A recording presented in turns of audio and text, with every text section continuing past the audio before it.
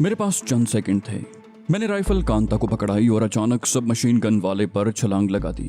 एक तो मेरा वजन काफी था जो उसके लिए जानलेवा साबित हुआ। फिर मैंने छलांग लगाते वक्त उसकी गर्दन पर कराटे का एक वार भी किया था। वो आवाज निकाले बगैर वहीं ढेर हो गया। सब मशीन गन भी उसके जिस्म के नीचे दब गई थी। दादा के होंठों से बीड़ी निकल कर नीचे गिर पड़ी। वो फौरन ही संभल गया। टॉर्च अब तक उसके हाथ में मौजूद थी। उसने संभल कर टॉर्च ही से मेरे सर पर हमला किया, मगर मैं झुकाई देकर बच गया। इस दौरान में उसने अपनी जेब से रिवॉल्वर निकाल लिया था। इससे पहले कि वो मुझ पर फायर करता, मैंने घूमकर एक राउंड किक उसके हाथ पर रसीद की। किक उचटती हुई पड़ी, मगर रिवॉल्वर उसके हाथ से निकल कर दूर जा गिरा। वो चाहता तो आवाज देकर अपने दूसरे साथियों को वहां बुला सकता था, मगर वो शायद कुछ ज्यादा ही पुरएतमाद था। उसने गुर्रा कर पूछा, कौन है तू? मैंने उसे इश्तियाल दिलाने को कहा, तेरा बाप। उसने इंतहाई गलीज गाली मुझे दी और अचानक जेब से चाकू निकाल लिया। बटन दबाते ही चाकू का तेज धार फल बाहर निकल आया। वो गुर्रा कर बोला, कांता का पता बता दे, वरना इसी चाकू से तुझे चीर कर रख दूंगा। मैंने कहा, मैं तो खुद उसकी तलाश में हूँ। वो तो मुझे भी जुल देकर निकल गई। दादा ने करख्त लहजे में कहा, हरामजादे, और इतनी फुर्ती से मुझ पर छलांग लगाई कि मैं हैरान रह गया। उसका तनोतोष देखते हुए मुझे उससे ऐसी फुर्ती की तवक्को नहीं थी, इसीलिए मैं खुशफहमी में मारा गया। वो मुझे लेते हुए जमीन पर ढेर हो गया। मुझे ऐसे लगा जैसे पास का कोई तनावर दरख्त मुझ पर गिर पड़ा हो। बस मेरी किस्मत ही अच्छी थी कि उसका धारदार चाकू मेरे सीने में पैवस्त होने की बजाय मेरे बाएं शाने पर लकीर डालता हुआ निकल गया। मुझे ऐसा लगा जैसे मेरे बाजू में किसी ने अंगारे भर दिया हों। जमीन पर गिरते ही वो पूरी तरह मुझ पर छा गया। उसने चाकू वाला हाथ दोबारा बुलंद किया और मुझ पर दूसरा वार करने की कोशिश की, मगर अब मैं पूरी तरह होशियार था। मैंने फुर्ती से उसकी कलाई पकड़ ली। मेरा वो हाथ गो के जख्मी था, मगर गिरफ्त उसके तसव्वुर से भी ज्यादा सख्त थी। उसने जोर लगाने की कोशिश की, मगर अपने हाथ को 1 इंच भी नीचे न ला सका। मैं अब जल्द से जल्द इस खेल को खत्म करना चाहता था। उसका कोई भी साथी वहां पहुंच सकता था। मैंने बाएं हाथ से उसकी चाकू वाली कलाई को झटका दिया। चटाख की आवाज आई और उसका हाथ झूल गया, मगर वो सही मानों में मर्द था। उसके हलक से चीख की बजाय गुर्राहट सी बरामद हुई और वो मुझे गंदी गंदी गालियां बकने लगा। मैंने उसके भारी भरकम वजूद को घुटनों पर बैलेंस किया और जोर से उछाल दिया। ये देखकर मैं खुद भी हैरत ज़दा हो गया कि मन्नो वजनी वो शख्स कई फुट दूर जा गिरा। बाबा ने वाकई मुझे नाकाबिले तस्खीर बना दिया था। वो गिरने के बाद फिर उठ गया, मगर अब मैं उसे मौका देने के मूड में नहीं था। मैं जूं ही खड़ा हुआ, मैंने उसकी पेशानी पर उसी तरह जोरदार पंच रसीद किया जो इससे कबल रामदयाल को मारा था। उसकी खोपड़ी भी तरबूज की तरह चटक गई। उसने फटी फटी आंखों से मुझे देखा। दूसरे ही लम्हे वो कटे हुए दरख्त की तरह धम से जमीन पर गिर गया। फिर वो चंद लम्हे बुरी तरह तड़पा और साकित हो गया। यूं मेरे नामा आमाल में एक और खून का इजाफा हो गया। उसे छोड़कर मैं सब मशीन गन वाले की तरफ मुतवज्जे हुआ। उसका मुर्दा जिस्म एक तरफ धकेल कर मैंने सब मशीन गन उसके नीचे से निकाल ली। उसकी बगल में एक थैला भी लटका हुआ था। उस थैले में सब मशीन गन के मैगजीन थे। अफसोस मुझे इस बात का था कि उन दोनों में से कोई जिंदा मेरे हाथ नहीं लगा, वरना उनके दूसरे साथियों की तादाद मालूम हो जाती। मैंने सब मशीन गन और मैगजीन का थैला कंधे से लटकाया तो अचानक मुझे एहसास हुआ कि मेरे बाजू से खून बह रहा है। अब मुझे वहां ठहरना खुद को मजीद खतरे में डालना था। मैं अगर उन लोगों की लाशें छुपा भी देता तो वहां बिखरा हुआ खून और दादा की चटकी हुई खोपड़ी से बहने वाला मगज हमारी निशानदही कर देता। मैंने कांता को पुकारने का इरादा किया ही था कि वो खुद ही दरख्त से नीचे उतर आई। वो ऊपर से राइफल और उसके राउंड्स भी ले आई थी। मैंने आहिस्ता से कहा, चलो कांता, यहाँ से निकल चलो। उसकी नजर अचानक मेरे जख्मी शाने पर पड़ी। वो बेचैन हो गई। बोली, तुम तो बहुत बुरी तरह घायल हो गए हो कामरान। मैंने कहा, अरे ये मामूली जख्म है, तुम इसकी परवाह मत करो। फिर जैसे उसे कुछ याद आ गया, वो अपने माथे पर हाथ मार कर बोली, मैं भी कितनी भुलक्कड़ हूँ। बाबा का बक्स तो वही मचान पर छोड़ आई। तुम ये राइफल और थैला संभालो, मैं उसे लेकर आती हूँ। उसमें बाबा की जिंदगी भर का निचोड़ है। ये कहकर उसने अपना सामान मुझे पकड़ाया और दोबारा बंदर किसी फुर्ती से मचान पर चढ़ गई। वो उस मचान पर चढ़ चढ़ कर इतनी माहिर हो गई थी कि इतनी फुर्ती से तो शायद मैं भी न चढ़ पाता। मैंने तो दरख्तों और दीवारों पर चढ़ने की बाकायदा प्रैक्टिस की थी और साड़ी बांधकर दरख्त पर इस फुर्ती से चढ़ना उसी का काम था। फिर उसी फुर्ती से उसने उस बक्स को एक रस्सी में बांधकर नीचे लटका दिया और पलक झपकते में खुद भी नीचे आ गई। मैंने बक्स की रस्सी खोलकर एहतियातन सब मशीन के मैगजीनों वाले थैले में डाल दी कि न जाने कब और कहां इसकी जरूरत पड़ जाए। कांता ने राइफल और मैगजीन का थैला मुझसे लेकर दोबारा अपने कंधे से लटका लिया। मेरे बाजू से मुसलसल खून बह रहा था। जख्म उतना मामूली नहीं था जितना मैं जाहिर कर रहा था। कांता ने फिर तशवीश भरे लहजे में कहा, तुम्हारा खून मुसलसल बह रहा है कामरान, फौरी तौर पर इस पर पट्टी बांध लो। मैंने सर्द लहजे में कहा, इतना वक्त नहीं है हमारे पास, खून अभी बहना बंद हो जाएगा, फिर कहीं इत्मीनान से इस पर पट्टी बांध लूंगा। चलो अब निकल चलो यहाँ से। ये कहते हुए अचानक मेरी नज़र उसके पैरों पर पड़ी। वो नंगे पैर थी। इस हालत में वो कितनी दूर जा सकती थी? जमीन भी नाहमवार थी और जगह जगह कांटेदार झाड़ियां थी।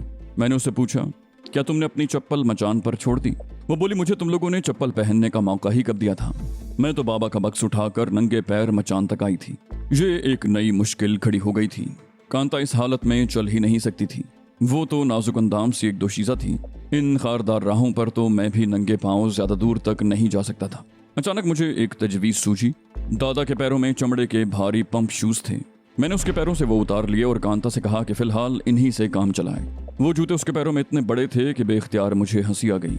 मैंने दादा की कमीज फाड़कर उसके जिस्म से अलहदा की और उसके टुकड़े जूतों में ठूंस दिए। फिर किसी हद तक वो जूते कांता के पैरों में फिट आ गए। फिट इन मानों में कि अब वो चलती तो जूते उसके पैरों से उतरते नहीं। कांता ने झल्ला कर कहा, इससे बेहतर है कि मैं नंगे पांव ही चलूं। मेरा एक एक कदम एक एक मन का हो रहा है। ये जूते पहनकर मुझसे नहीं चला जाएगा। मैंने उसे समझाया, कहा, नंगे पैर तो तुम चंद कदम भी नहीं चल सकोगी, बस थोड़ी सी हिम्मत कर लो, फिर हम किसी आबादी में पहुंच जाएंगे। कांता ने तंजिया लहजे में कहा, इन शिकारियों के चुंगल से बचे तब ना। फिर हम लोग आहिस्ता आहिस्ता एक तरफ रवाना हो गए।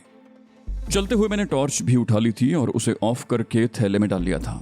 भारी भरकम जूते पहनकर चलते हुए कांता की चाल इंतहाई मजे का खेज हो गई। मैंने बमुश्किल तमाम अपनी हंसी पर काबू पाया, वरना वो फौरन ही जूते उतार फेंकती। मैंने सरगोशी में कहा, तुम्हें कुछ अंदाजा है कांता की आबादी किस तरफ है और यहाँ से कितनी दूर है? कांता ने भी सरगोशी में जवाब दिया। बोली, नजदीक तरीन आबादी भी यहाँ से कम 25-30 किलोमीटर होगी।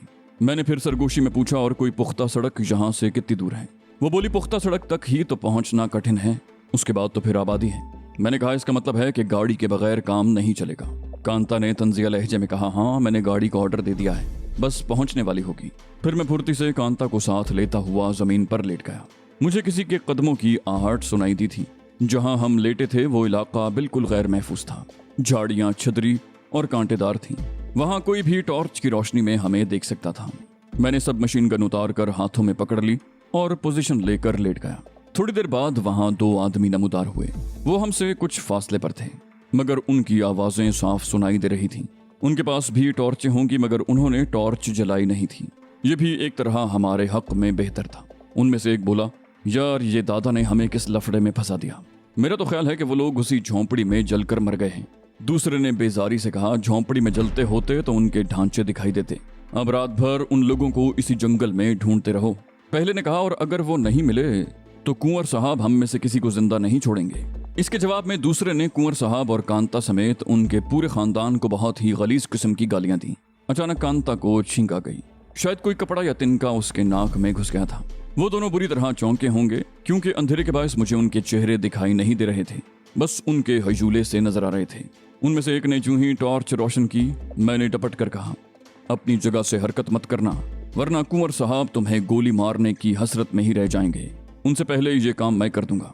फिर मैंने डपट कर कहा, हाथ उठाओ और टॉर्च को ऑन रहने दो। उन दोनों ने बौखलाकर हाथ उठा लिए। उनकी राइफलें शानों से झूलती रह गईं। मैंने उठते हुए कांता से कहा, इन्हें कवर करो, अगर ये हिलने की कोशिश करें तो इन्हें गोली मार देना। ये कहकर मैं सब मशीन गन लेकर उनकी तरफ बढ़ा। वो दोनों बुरी तरह सहमे हुए थे। मैंने बहुत इत्मीनान से उनकी राइफलें शानों से उतार दी और बारी बारी दोनों राइफलों के सिरे पकड़कर घुटने पे मार के तोड़ दिए। उनकी आंखों में ऐसी हसरत थी कि मैं अल्फाज में बयान नहीं कर सकता। फिर मैंने उन दोनों की तलाशी ली, मगर उनके पास सिवाय राइफलों के और कुछ भी नहीं था। मैंने उन्हें दुरुस्त लहजे में कहा, टॉर्च ऑफ कर दो और हमारे साथ चलो। कांता ने पूछा, तुम्हारे जख्म का क्या हाल है कामरान? मैं इस दौरान में अपने जख्म को तो भूल ही गया था। खून बहना बंद हो गया था, वरना खून जिस रफ्तार से बह रहा था उससे अंदाजा हो रहा था कि वो आसानी से नहीं रुकेगा। इसमें भी शायद बाबा की किसी जड़ी बूटी का कमाल था। मैंने कहा, मेरा जख्म अब तकलीफ नहीं दे रहा, खून बहना भी बंद हो गया है। फिर मैं उन दोनों से गुर्रा कर बोला, तुम लोगों ने सुना नहीं कि मैंने क्या कहा है? उनमें से एक गिड़गिड़ा कर बोला, आप हमें कहाँ ले जा रहे हैं? हमारा इसमें कोई कसूर नहीं है, हमें तो दादा और रामदयाल यहाँ लाए थे। मैंने तंजिया लहजे में कहा, और तुम चले आए ये जानते हुए भी कि वहाँ तुम एक लड़की को कत्ल करने जा रहे हो? वो बोला, मैं अपने बच्चों की कसम खाकर कहता हूँ कि मुझे कुछ पता नहीं था। दादा ने हम सबसे ये कहा था कि कुंवर साहब की भतीजी का सुराग मिल गया है। उसे अब तक डाकुओं ने यरगमाल बना रखा है। हम उसी को छुड़ाने जा रहे हैं। मैंने अचानक उसके मुंह पर थप्पड़ जड़ दिया। वो लड़खड़ा कर गिर गया। उसके मुंह से खून जारी हो गया। मैं डपट कर बोला, मौत का फरिश्ता सर पर खड़ा हो उस वक्त भी झूठ बोलते हो। मेरी आवाज इतनी बुलंद नहीं थी कि दूर तक जाती। मैंने कहा, मरते वक्त तो बहुत ज्यादा गुनाहगार आदमी भी सच बोलने लगता है। मालूम होता है कि तुमने जिंदगी में कभी कोई सच बोला ही नहीं। ये वही शख्स था जो अब तक कुंवर साहब और कांता समेत उनके पुरखों को गालियां दे रहा था। थप्पड़ खाकर वो जमीन पर गिरा तो दोबारा उठने की जहमत ही न की।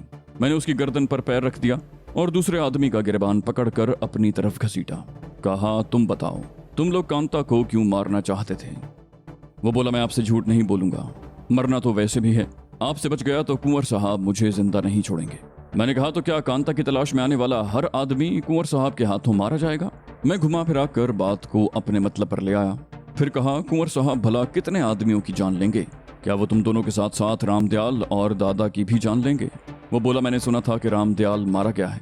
अब बाकी 6 ही तो आदमी रह गए हैं, दादा, गणेश, मंजू, राजा और हम दोनों। मैंने कहा, रामदयाल तो खैर मारा गया, तुम दोनों हमारे सामने हो, बकिया 4 आदमियों के हुलिये बताओ। मैं असल में ये मालूम करना चाहता हूँ कि दादा के साथ साथ और कौन मेरे हाथों मारा गया है। उसने जो हुलिये बताए उनसे इस बात की तस्दीक हो गई कि दादा के साथ जो आदमी मरा था वो गणेश था। गोया अब वहां हमारे सिर्फ 2 दुश्मन बाकी रह गए थे। बकिया दोनों से निपटना भी मेरे लिए कोई खास मसला नहीं था। मैं तो समझ रहा था कि न जाने कितने लोगों ने हम पर हल्ला बोला है। मैंने संजीदगी से पूछा, अब तुम लोग एक बात बताओ, रामदयाल की मौत का तो तुम्हें पता है, हमारे हाथों से दादा और गणेश भी मारे जा चुके हैं। अब बाकी बचे हो तुम 4। जो आदमी मेरा थप्पड़ खाकर जमीन पर गिरा था वो गिड़गिड़ा कर बोला, हमारी जान लेकर तुम्हें क्या मिलेगा? मैंने कहा, मैं तुम दोनों को सिर्फ एक शर्त पर जिंदा छोड़ दूंगा कि तुम अपने दोनों साथियों को आवाज देकर यहाँ बुला लो। नीचे गिरे हुए शख्स ने गिड़गिड़ा कर कहा, अगर तुमने ऐसा किया तो वो दोनों हमें जिंदा नहीं छोड़ेंगे। मुझे बेख्तियार हंसी आ गई। मैंने सफाक लहजे में कहा, वो दोनों जिंदा बचेंगे तो तुम्हें कुछ कहेंगे। गिरे हुए शख्स ने सहम कर कहा, तो क्या आप उन दोनों को भी मार देंगे? मैंने कहा, हाँ, तो इसमें हैरानी की क्या बात है, वो दोनों भी तो हमें मारने ही आए थे ना। फिर मैंने उसकी गर्दन से अपना पांव हटा लिया और उससे खड़े होने को कहा। उसने उठते हुए कहा, असल में तो सारी कत्लो गारतगरी और गरीबों पर जुल्म कुंवर साहब के लिए रामदयाल, गणेश और दादा करते थे। उन तीनों को आपने ठिकाने लगा दिया। अब हमें, राजा और मंजू को माफ कर दें। मैंने उसे बुरी तरह झिड़क दिया। कहा, मुझे मशवरे मत दो, राजा और मंजू को बुलाओ। इस दौरान मैं, कांता और मैं दरख्त के तने के पीछे छुप गए। उस शख्स ने बुलंद आवाज से पुकारा, राजा, मंजू। मैं बहुत मोहतात अंदाज में इर्द गिर्द पर नजर रखे हुए था। मैंने कांता से कहा था कि वो उन दोनों पर नजर रखे और अगर वो कोई चालाकी करने की कोशिश करे तो उन्हें बेदरीग गोली मार दे। कांता उन दोनों पर नजरें जमाए बैठी थी। उस शख्स ने एक मर्तबा फिर पुकारा, मंजू, राजा। चंद लम्हों के बाद दूसरी तरफ से कोई बुलंद आवाज में चीखा, क्या बात है, क्या वो दोनों मिल गए? उसने मेरी हिदायत पर कहा, वो दोनों तो नहीं मिले मगर दादा जख्मी हो गया है, जल्दी आओ। दूसरी तरफ से पूछा गया, तुम हो किस तरफ? टॉर्च से इशारा करो। उसकी बजाय मैंने टॉर्च निकालकर 2-3 मर्तबा ऑन ऑफ की, फिर झपट कर उन दोनों को दरख्तों के पीछे घसीट लिया।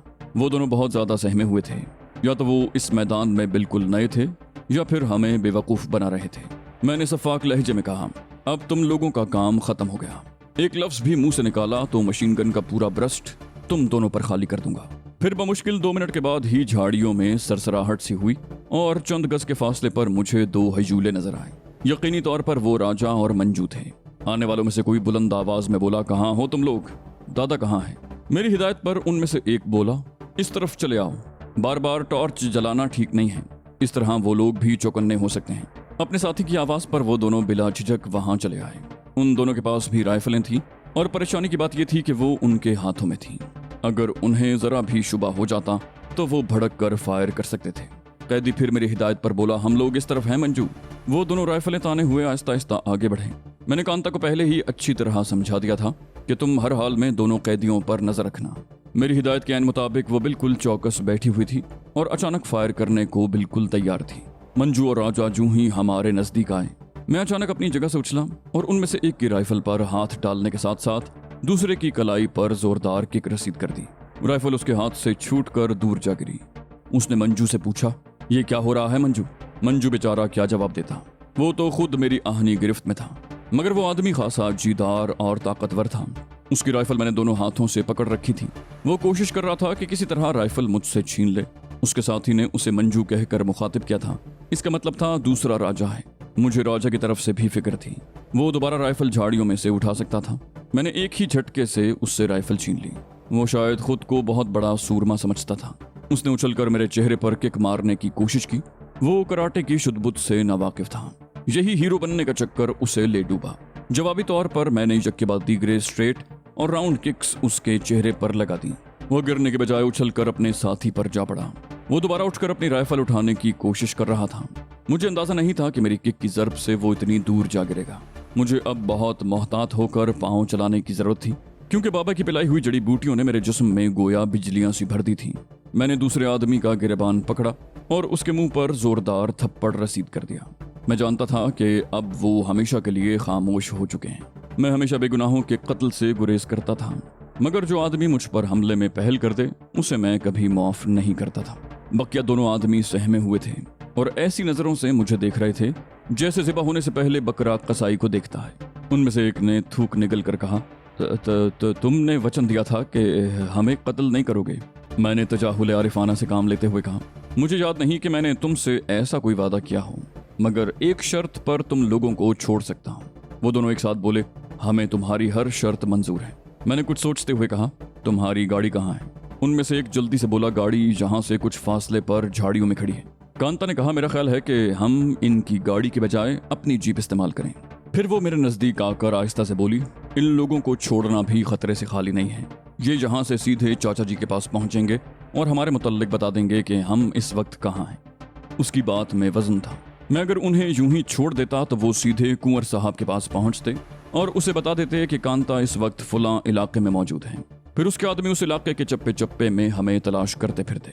उनमें से एक बोला, हमारी तरफ से आप बेफिक्र रहें, हम किसी को आपके बारे में कुछ नहीं बताएंगे।